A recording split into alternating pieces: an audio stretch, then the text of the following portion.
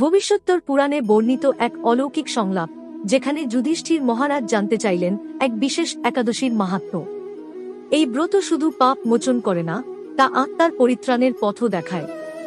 আসুন আমরা শুনে নিই সেই মহামূল্যবান বাণী ভগবান শ্রীকৃষ্ণের মুখে। যুধিষ্ঠির বললেন, হে ভগবান বাসুদেব, বৈশাখ মাসের কৃষ্ণপক্ষের একাদশী কি নামে পরিচিত এবং তার মাহাত্ম্য কি? অনুগ্রহ করে বলুন, আমি শুনতে আগ্রহী।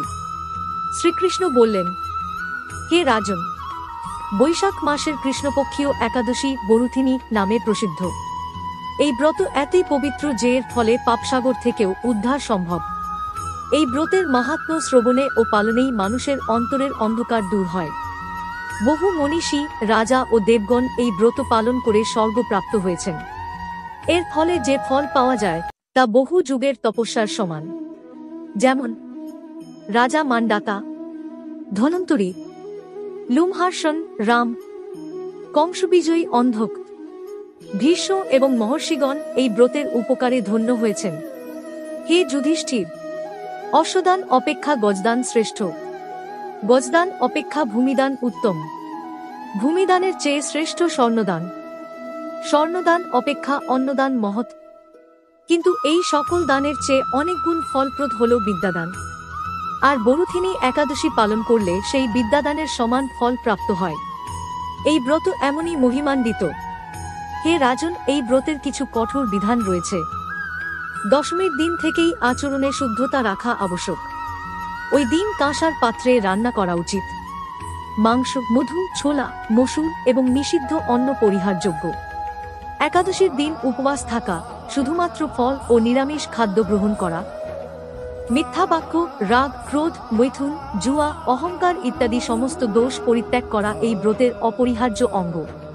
যিনি এই নিয়ম অনুসারে ব্রত পালন করেন, তিনি ইহলোকে পুণ্যবান ও পরলোকে বিষ্ণুর লোক প্রাপ্ত হন। হে পাণ্ডব শ্রেষ্ঠ, একাদশীর রাতে হরিবাসর পালন করাই হল পরম তপস্যা। রাত্রি জাগরণ করে ভগবানের নাম স্মরণ ও কীর্তনে লীন হলে সমস্ত পাপ নষ্ট হয়। দীপ জ্বালিয়ে কীর্তন করে ভক্তি ও ভগবত চিন্তায় নিমগ্ন থেকে যদি কেউ রাত্রি কাটায়, তবে সে বিষ্ণুলোকের অধিবাসী হয়, মোক্ষের অধিকারী হয়। একাদশী শুধুই উপবাস নয়, বরং ভক্তির এক পূর্ণাঙ্গ অনুশীলন। হে যুধিষ্ঠির, এই ব্রতের মাহাত্ম্য শ্রবণ, পাঠ বা কেবল স্মরণ করলেই সহস্র গোদান, বহু অন্নদান ও যজ্ঞের ফল লাভ হয়। এই ব্রতের প্রভাবে মানুষ দুঃখ, রোগ ও পাপ থেকে মুক্ত হয়। মৃত্যুর পরে সে পরমগতি লাভ করে ভগবত প্রাপ্তি ঘটে। তাই যিনি সত্যভক্ত, তার জন্য বরুথিনী একাদশী অনুপম পথ প্রদর্শক। স্মরণ রেখো, এই ব্রতের মাহাত্ম্য শুনলেই পুনর্জন্ম মোচন হয়। এই ছিল বরুথিনী একাদশীর অলৌকিক মাহাত্ম্য। যদি ভিডিওটি ভালো লেগে থাকে তাহলে লাইক করুন, শেয়ার করুন ও চ্যানেলটি সাবস্ক্রাইব করতে ভুলবেন না। ধন্যবাদ ও শুভ বরুথিনী একাদশী। জয় শ্রীহরি।